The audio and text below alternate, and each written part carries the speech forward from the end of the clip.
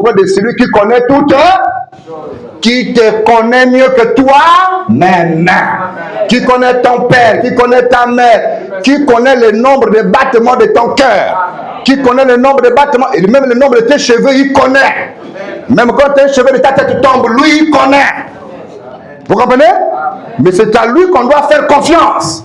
Et c'est à lui qu'on doit s'abaisser pour qu'il puisse nous dire qu'est-ce qui ne va pas. Vous comprenez? Et lorsque lui te parlera, voilà ce qui ne va pas. Lorsque tu règles ça à la minute, tout va bien, Jésus est vivant. C'est pourquoi plus on avance en âge, plus tu avances en âge, plus tu avances en année, plus tu dois te rapprocher de Dieu pour qu'il te dise ce que tu dois faire dans ta vie.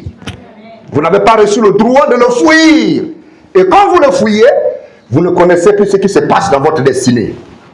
Vous savez, quand quelqu'un est tout le temps rapproché de Dieu, quand quelqu'un tout le temps est dans la prière, il peut connaître déjà son avenir. Il saura déjà qu'est-ce qui va arriver demain. Il saura déjà qu'est-ce qui va arriver l'année prochaine. Il sait déjà que moi, mon élévation, c'est dans quelques semaines. Parce qu'il est tout le temps dans la fraîcheur de Dieu.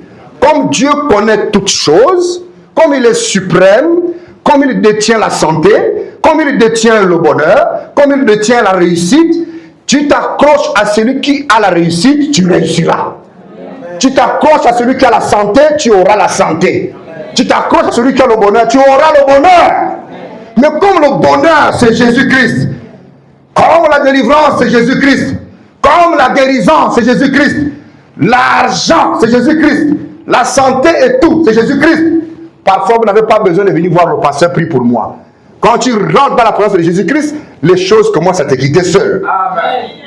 Vous comprenez? Amen. La Bible dit que Saoul n'était pas un prophète.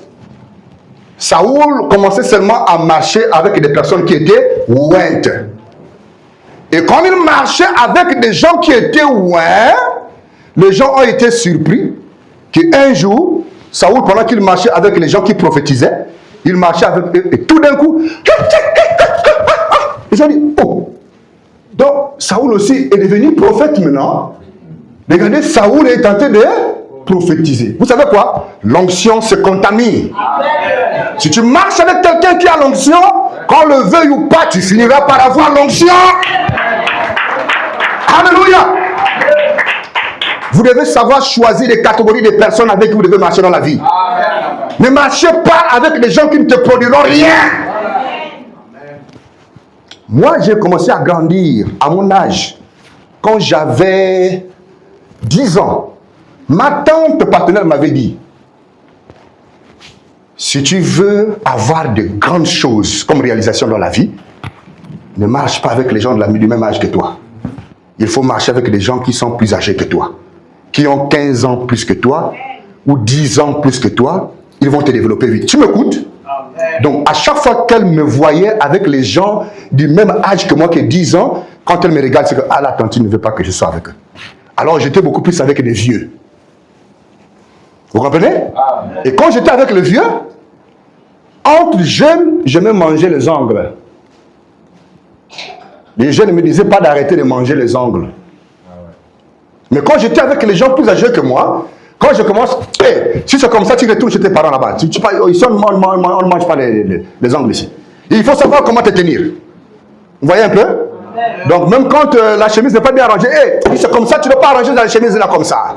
Donc je savais que oh, là je vais aller être à côté des oncles, ils sont en train de jouer aux cartes, ils sont en train de jouer au lido, là-bas personne ne parle, tout le monde est calme. Je dois être déjà bien propre. Vous comprenez?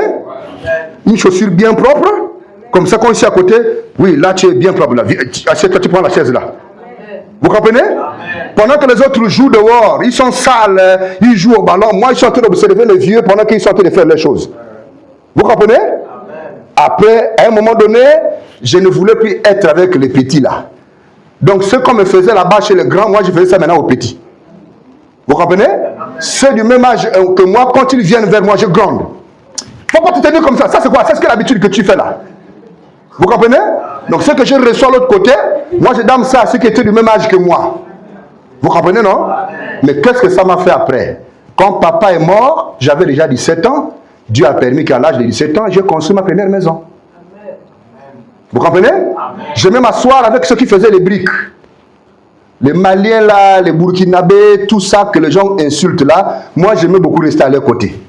J'ai regardé comment ils mélangeaient le ciment, comment ils mélangeaient le sable, comment ils faisaient les choses.